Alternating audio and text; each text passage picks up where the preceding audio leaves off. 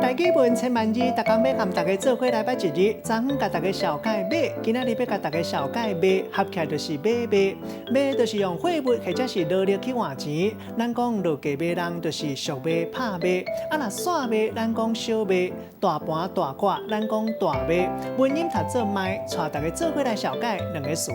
头一个散马，这个意思就是小马或者是散包装的马人。第二个词读做拍马，会当讲是物件落价马人。或者是讲你一个所在，互大家划价来买物件，卖当讲是反映针对到查方的动产不动产提出来互人标。咱用一句话来举例，甲这两个词甲做伙。譬如讲，伊开衫店，专门散卖你咧卖衫，结果生意无按算的遐尼好，一段时间就会提出来拍卖。今仔日小解这一日卖，另外文音读做卖，提供互大家参考。